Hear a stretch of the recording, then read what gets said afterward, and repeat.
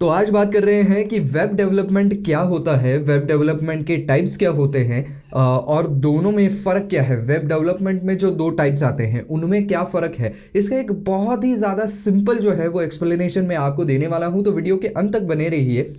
तो देखिए दोस्तों, आज की तारीख में हम जो भी कोई वेबसाइट्स देखते हैं इंटरनेट के ऊपर, सभी के अंदर जो है वो वेब डेवलपमेंट का ही हाथ है, वेब डेवलपर्स का ही हाथ है। आज अगर हम कोई साइट्स एकदम फटाक से खोल सकते हैं, उसके ऊपर इंफॉर्मेशन देख सकते हैं, उस साइट के ऊपर इंटरैक्ट कर सकते हैं, तो ये वेब डेवलपर्स की बदौलत है। तो वेब डेवलपर्स आखिर करते क्या है? तो वेब डेवलपर्स एक्चुअल में प्रोग्रामर्स होते हैं जो कि ये सारी चीज़ों को कोड करते हैं एक कोडिंग लैंग्वेज के अंदर। तो इसके अंदर दो टाइप्स होते हैं, एक होते हैं फ्रंट एंड प्रोग्रामर्स, एक होते हैं back and programmers. Front end programmers क्या करते हैं? तो फ्रंट एंड प्रोग्रामर्स सारी वो चीज़ें डिज़ाइन करते हैं या उनकी फंक्शनैलिटी को कोडिंग लैंग्वेज में सेट कर लेते हैं, जो कि जो भी कोई इंटरेक्टर्स हैं, जो भी कोई विजिटर्स हैं साइट के, उन्हें दिखता है, एक आम पब्लिक को दिखता है। मान लीजिए गूगल हमने सर्च कर लिया, तो गूगल के ऊपर जो आपको वेबसाइट्स दिख रही हैं, गूगल का पेज लोड होता है, उसके ऊपर अलग अलग इन्फॉर्मेशन दिखती है। उसके ऊपर आप जैसे ही क्लिक करते हैं, फिर आप उस वेबसाइट पे जाते हैं, फिर वो पूरा इन्फॉर्मेशन आपको दिखता है। तो ये होती है एक इंटरैक्टिव वेबसाइट।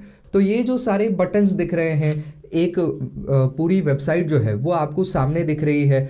यहाँ पर ये फंक्शन होगा, उसके नीचे ये फंक्शन होगा, यहाँ पर ये लिखा होगा, कलर थीम ये होगी। तो ये सब कुछ जो है वो एक फ्रंट एंड डेवलपर पूरा कोडिंग लैंग्वेज में कोड करके रखता है। अब इसमें भी दो टाइप्स आते हैं, एक होते हैं यूआई यूएक्स डिज़ाइनर। तो ये डिज़ाइनर सिर्फ इतना करते हैं कि पूरे वेबसाइट को कैसे दिखना चाहिए ये तय करते हैं, कि इसके अंदर कौन से रंगों का इस्तेमाल किया जाए जिससे कि वो वेबसाइट और ज़्यादा अपीलिंग लगे। अपीलिंग लगने के लिए जो है वो वेबसाइट के ऊपर जो भी कुछ लिखा गया है उसका फॉन्ट कितना बड़ा होना चाहिए, उसका कलर क्या होना चाहिए, ये यूआई यूएक्स डिज़ाइनर तय करते हैं। उसके बाद ये पूरा डिज़ाइन फ्रंट एंड डेवलपर के पास आता है। फिर वो फ्रंट एंड डेवलपर जो है वो अपने कोडिंग लैंग्वेज में उसका पूरा कोडिंग करता है कि इन्होंने जो कुछ भी डिज़ाइन बना करके दिया है, तो वो वर्क करने के लिए फ्रंट एंड डेवलपर को उसमें कोडिंग करनी पड़ती है, तभी वो वर्क कर पाता है। तो ये काम होता है फ्रंट एंड डेवलपर का। तो फ्रंट एंड डेवलपर को अगर काम करना है तो कौन सी ज़रूरी चीज़ें हैं, कौन सी लैंग्वेजेस आनी चाहिए, कोडिंग लैंग्वेजेस? तो आपको HTML, CSS, Java, jQuery, Angular, React, Backbone, नोड.js, गल्प, कर्मा.js या बूटस्ट्रैप, इनमें से कोई भी जो है वो कोडिंग लैंग्वेज आना ज़रूरी है। अगर एक से ज़्यादा कोडिंग लैंग्वेजेस आती है तो और भी ज़्यादा आपके लिए अच्छा होगा। अब हम बढ़ चले हैं बैकएंड डेवलपर्स की तरफ। तो बैकएंड डेवलपर्स का काम क्या होता है कि ये जो सारी फंक्शनैलिटीज़ दी गई हैं साइट के ऊपर, तो उन्हें वर्क करने के लिए जो है उसे जो डेटा का सपोर्ट लगता है वो देना, ये बैकएंड डेवलपर्स का काम होता है। साथ ही साथ उन्हें ये भी देखना पड़ता है कि जो यूज़र्स हैं उनका डेटा कैसे हम सुरक्षित रखेंगे और कैसे वो लीक ना हो, केवल हमारे सर्वर तक ही सीमित रहे। अगेन मैं आपको एग्जांपल देना चाहूँगा गूगल का। तो गूगल का पेज जब आप सर्च करते हैं तब उससे रिलेटेड जो कीवर्ड्स हैं वो फटाक से वहाँ पर सर्वर्स के थ्रू जो है वो एप्लीकेशन को भेजे जाते हैं कि हाँ ये सर्च किया जा रहा है तो इससे रिलेटेड ये सारी इन्फॉर्मेशन है, और आपको फटाक से वहाँ पर रिजल्ट दिख जाते हैं। तो ये जो कम्युनिकेशन है ये करना, ये बैकएंड डेवलपर्स का काम होता है।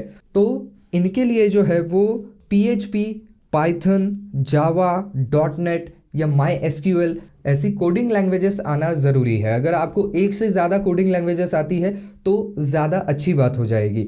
तो एक तरीके से अगर देखा जाए तो वेब डेवलपमेंट में जो है वो दोनों का बराबर का हिस्सा है, फ्रंट एंड डेवलपर का भी और बैक एंड डेवलपर का भी। यदि फ्रंट एंड डेवलपर ने सारे फंक्शनैलिटीज़ को डिज़ाइन कर लिया, कोड कर लिया, लेकिन उसे बैक एंड डेवलपर की साथ नहीं है, तो फिर वो सारे फंक्शंस काम नहीं करेंगे। आप उस बटन पे क्लिक करते रह जाएंगे लेकिन होगा कुछ नहीं। और वैसे ही अगर बैकएंड डेवलपमेंट ने सारा कुछ डेवलप कर लिया है, कोड कर लिया है इन्फॉर्मेशन, लेकिन सामने से अगर कुछ इनपुट ही नहीं आएगा तो वो कुछ आउटपुट नहीं दे पाएंगे। तो इसकी वजह से फ्रंट एंड और बैक एंड दोनों का काम उतना ही होता है, और ये दोनों मिलकर के एक वेबसाइट बनाते हैं। अगर मुझे अपने कंपनी की वेबसाइट बनानी है तो मुझे फ्रंट एंड डेवलपर और बैक एंड डेवलपर दोनों को हायर करना पड़ेगा। और जो लोग इन दोनों का काम जानते हैं, यानी कि फ्रंट एंड डेवलपमेंट के लिए जो स्किल्स ज़रूरी हैं और जो कोडिंग लैंग्वेजेस ज़रूरी है वो भी उन्हें आती है और बैक एंड की भी आती है, उन्हें कहा जाता है फुल स्टैक डेवलपर्स। तो फुल स्टैक डेवलपर्स क्या काम करते हैं, कैसे काम करते हैं, ये अगर आपको जानना है तो उसके लिए भी मैंने अलग से वीडियो बना रखा है, आप ऊपर आई बटन पर क्लिक करके उसे भी देख सकते हैं। तो कुल मिला करके ये पूरा लेखा जोखा है कि आखिर वेब डेवलपमेंट कैसे होती है और इसके दो टाइप्स कौन से होते हैं।